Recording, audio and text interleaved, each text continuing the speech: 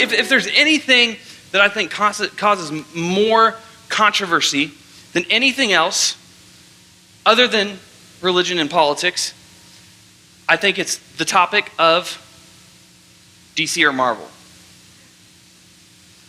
All right, so DC or Marvel, okay? Not the Not the franchise, not the DC universe, whatever, garbage, or the Marvel Cinematic Universe, but individual heroes, okay? So if you had to choose between Batman or Iron Man, because they're the most comparable of the two, opposing comics, right? Who would you go with? So everybody stand up. We're going to do a little activity. I know you guys just got all settled, but if you are Iron Man, Team Iron Man, go on that side of the room. If you're Team The Dark Knight, you go on this side of the room.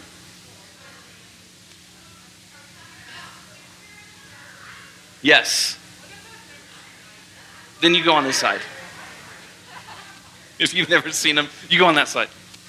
Y'all are lame, okay? Batman was cool way before Iron Man existed, so nobody had even heard of Iron Man until the movie came out 12 years ago, myself included. All right, you guys go ahead and grab a seat. Would it change your mind if it would probably change it for the worse if I said, DC versus Marvel, because then everybody would go over to the Marvel side. So I still say Christian Bale was the best Batman. I don't think Twilight dude can ever compare. So what's his name? Robertson? That. Yeah, I don't think he can do it. Yeah, but maybe we'll be pleasantly surprised. It'll be a new twist on it. Whatever. Either way, whatever side of the aisle you fall on, even if you're on the wrong side, we all, I think, resonate with the superhero story, all right?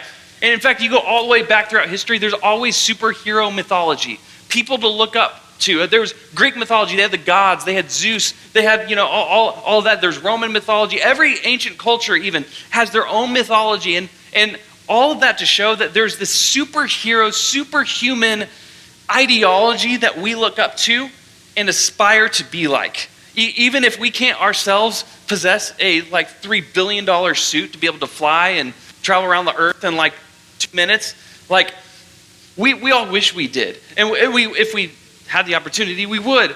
We all like the idea of there being people out there looking out for us, taking care of all the injustices in the world. We all aspire to the superhero story. How many of you guys, to be honest, when you were kids for Halloween, you wanted to dress up as a superhero? You want to dress up as maybe one of those superheroes. I was Batman pretty much every year, and up till 3 years ago. I still have the Batman mask in my office because, again, he is the greatest superhero. Because he's an ordinary dude, like Iron Man, who chooses to use his wealth and resources for good. Anyway, doesn't have any superpowers. He's not from some distant planet like Superman. He's just a good guy. He uses his stuff for good, and his gadgets are dope.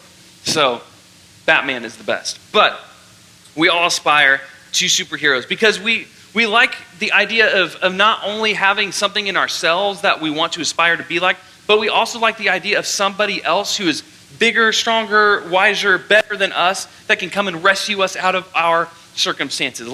Rescue us away from that math test that we have no idea how we're going to pass, right? To rescue us out of the detention that we shouldn't have gotten because it's our parents' fault for making us tardy, right? Because that's how it works. Or maybe making life easier on your parents, or life easier on your single mom, or life easier on whatever it is. We want somebody to come and save us, rescue us from the unlikely circumstances we find ourselves in. And I think there's times that we just wish there was somebody to help us out. And the idea of somebody that is out there looking out for the injustices of the world and trying to make things right is kind of a happy thought. How many of you look around and you see a world that is filled with injustice? You see a world that you wish somebody would do something about. You look at people living in poverty and have no resources to help them, and you wish somebody would just do something about that, right? There's something inside of you that aches for that. We have compassion. We have things inside of our brains that go off, red flags that let us know that's not right. And somebody should do something about that. The problem is, I don't think any of us necessarily see ourselves as vigilantes going out and just making justice wherever we see justice needing to be had. But in order to define our terms, I want to say that justice simply means something that is right, fair, or equal. And I would know because Justice is my middle name. For those of you who don't know me, that legit is my middle name. Like, it's not just one of those things they say in movies. Here's my driver's license. What's that say? Loud for all to hear? My middle name is Justice. Cool fact about my name. Zachary stands for, it means God has not forgotten, or God remembers. And then my middle name is Justice. So my parents named me to remind people that God has not forgotten about justice. And in a world that seems hopeless, it feels like sometimes God's maybe forgotten about justice. Do you guys agree? In fact, this is a sticking point for a lot of people when it comes to faith. If there is this all-good and all-powerful God who loves us, then why is there so much pain and suffering in the world? Why is there so much injustice? This is a stumbling block that keeps people from coming to faith at times, or a stumbling block that people who are already in faith, that causes them to leave the faith because they don't know how to reconcile that question with reality. But justice simply means something that is right, fair, or equal.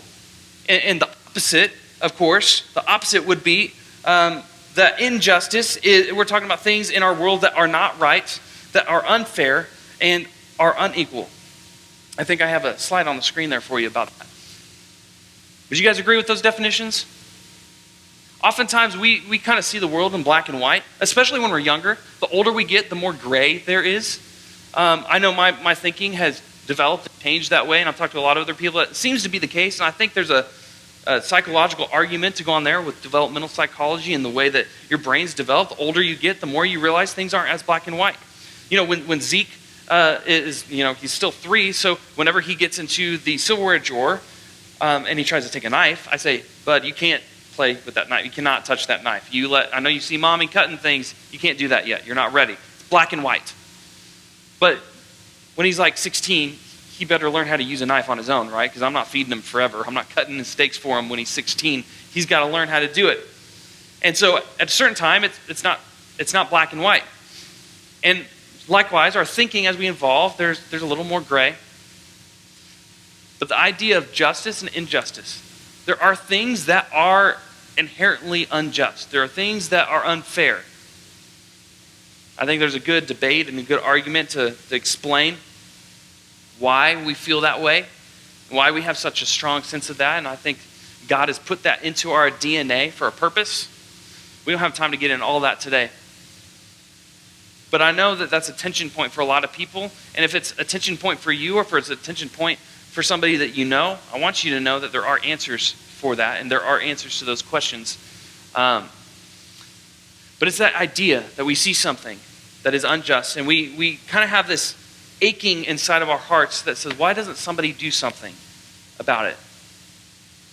I think that's something that I personally admire about your guys' generation, because your guys' generation are more aware of injustices in the world than any other generation because of the development of technology and smartphones and all that kind of stuff. You guys have a pretty good tick on the world and all the things that are unjust around the world in a way that even 10, 15 years ago when I was your age, there wasn't the opportunity to see. I didn't have internet in my house until I was a senior in high school. How many of you guys are less than a senior in high school? I didn't have internet at your age. I had to go to the school computer lab to get internet. And now you guys are so aware of a lot of the things going on in the world, and you guys have probably the strongest justice gene of any generation that I've ever seen. Because you want things to be fair. You want justice. You want to see people taken care of. You don't want to see people hurting. And the reality is we live in a world that seems to have a lot of injustice. We ask ourselves, why doesn't somebody do something about it? Some of you've experienced some injustice yourself in a way that others just really can't relate to. You've gone through things that have made you have to grow up quicker than your peers. And that can be good in a lot of ways because it helps you learn some hard lessons at an early age. But in a lot of ways, it's not great because you shouldn't have to go through that. There's lots of injustices that, again, cause us to have questions that we otherwise wouldn't have. On the flip side, maybe you haven't experienced injustice on a personal level yet. You haven't had somebody do something wrong against you to the point where it rocks your identity at its core, where it kind of shakes you to who you are. But maybe you found yourself asking questions like, why are there some students that never get in trouble and they should, while other students get in trouble when they shouldn't? You guys notice that trend at times? There's students that how come they can get away with such and such, but I can't? Or so-and-so can't. And that seems like it's not very fair. Or maybe, why do people still act like it's okay to make jokes that are pointed at very serious issues that people face on an everyday basis? We pick things out about people and then make jokes about it, like it's funny or something. Why does that guy continue to be bullied, but no one seems to care enough to do anything about it? Why does one person in our friend group go home to a house that feels unsafe while others don't have to worry about it? Why are there so many little kids in our community who don't get to eat if school is closed? Why are 3 meals a day not the normal? There's so many injustices that we see, not only in our community, some of us in our homes, but in the world at large. My point is this: when we see injustice, whether that's through our own experience or somebody that we know, it makes us ask some hard questions. And it's not like we don't care about injustice before we experience it. It's just sometimes I don't think we do anything about injustice because we're not really close enough to it at times to see how it has affected the lives of people around you. So the reality is we aren't the first to have this problem. We're not the first generation to suddenly start noticing all the injustices in the world and start questioning God, questioning the way things work. Some of you questioned churches before because you think, why are churches so concerned about this over here, but they don't seem to think about this over here? There are legitimate questions that people have faced for thousands of years when it comes to this topic of injustice. And the question for the Christian is, what has God tasked us with in order to solve that problem? There are two kinds of people. The kind that sit around and blame other people and wait for somebody to do something about it. And there's the kind of people that see an issue and see a problem and ask, what can I do to be a part of the solution? And sometimes it takes injustice being done to ourselves or somebody close to us for us to make that mental shift and to step towards the other direction. So the first the first segment of this series that I want to get into is a part where people are sitting around, they're asking Jesus in the book of Matthew, basically, how do we be cool with God? How do we be right with God? You guys heard people, you say, well, I need to get right with God. Or what does that look like, right? What does it mean to be cool with God? And that's basically what people are asking Jesus. And they want to know, who is cool with you? Who's in good standing with you? Who's on the right side? Who's on the wrong side? Who is doing things the way that God would have us do things, and who is not? And so Jesus responds with parables. He responds with stories. He responds with very practical illustrations that pull from their everyday life. And so this is what he says in Matthew 25, starting in verse 41. He says, he says, these are how you know if you're righteous, if you're right with God. Then he will say to those on his left, depart from me, you who are cursed, into the eternal fire prepared for the devil and his angels. For I was hungry, and you gave me nothing to eat. I was thirsty, and you gave me nothing to drink. I was a stranger, you did not invite me in. I needed clothes, and you did not clothe me. I was sick and in prison, and you did not look after me. They also will answer, Lord, when did we see you hungry or thirsty or stranger or needing clothes or sick or in prison and did not help you? He will reply, truly I tell you, whether you did not do for one of the least of these, you did not do for me. Then they will go away to eternal punishment, but the righteous to eternal life. Basically, Jesus is saying, he's not saying that he's not just upset because he was thirsty one time and people didn't give him a drink. He's talking about injustice. He's talking about, no, I had legitimate needs. I had things that everybody should have, and you didn't help me. And they're basically asking, when? Basically, they said, I'd never do that. If I saw you, I would never do that. I would never leave you to your own devices.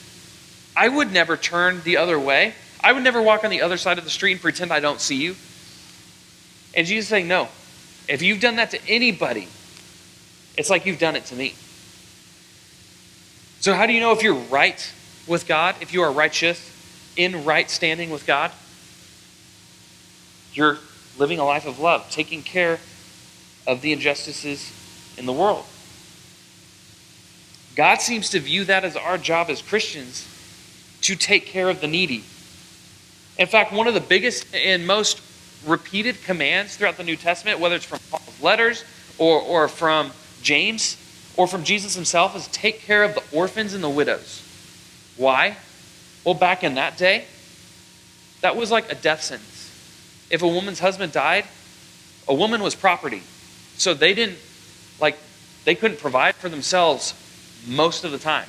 They needed a man to be their provider. Fortunately, as Christianity developed in the church, that changed. Christians were on the front lines of fighting for women's rights and equality.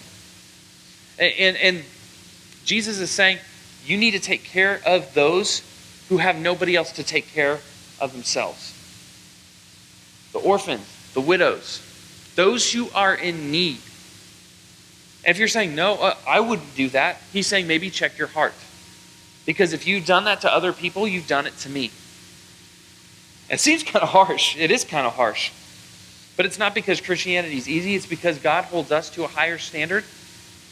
Because we have a hope in Jesus that should be spread throughout the whole world. We have a peace because of our relationship with God, because of Jesus, that should change the way that we see people on a large scale. We don't see people as other. We see people as made in the image of God. And we are the true justice warriors. Remember, this is a story about who is right with God. And he's very clear about the answer. His people are people who see and act when it comes to injustice. The problem, I think, is that many of us, while we have a tickling ear to hear about injustice, while we have eyes that see it more than probably any other generation, most of the time, it's not close enough to us to really matter. Some of you, you've just become aware of some injustice in the world that you weren't aware of. Some of you maybe just discovered that sex trafficking in the United States is a real thing, and it happens on a regular basis. And there are organizations like Black Box International that specifically go, and the Hope Center in Indianapolis, that go and actually try to provide refuge and healing for people who have been victims rescued out of that. Maybe you've just discovered that there are a bunch of people who feel like the world has written them off because of one reason or another. And to you, that is an injustice, and you've become aware of this, and maybe you're fired up about it. But as Christians, as we become aware, it becomes our duty to look after those things, to make a change and make a difference in the world. At CIY, every year we talk about kingdom work. We talk about being kingdom workers. This is that. Changing the world through kingdom work. And in fact, today's is mentioned in the video, the last day to sign up for CIY Move this summer, which is June 21st to 26th, before the price goes up. It's going to go up after tonight at midnight. So make sure if you want to go, sign up. Even if it's just a $50 or $65 deposit at the beginning. It is well worth it. How many of you have been to CIY Move before? Would you say it's worth the trip? It's life-changing. It helps you not only change your perspective and align your values and your identity with Christ and his people, but it helps you to have a community of people who are on the same page, walking the same road with you. CIY is training ground for kingdom work. And this is exactly what this whole series is all about. But in order to do something about injustice, this is the main point of today's message. Before you do something about injustice, you have to see it. Many of us conveniently turn a blind eye. Ignorance is bliss. And it's not necessarily, again, because we don't want to see it, but we just haven't been close enough to be impacted by it. We tend to only really move when we're pushed out of our comfort zone. And seeing injustice is a little bit uncomfortable. So before you do something about it, you have to see it. So number one, what I would encourage you guys to do is get close enough to see it. There are a few things that you can do. You can pray that God will help you see it.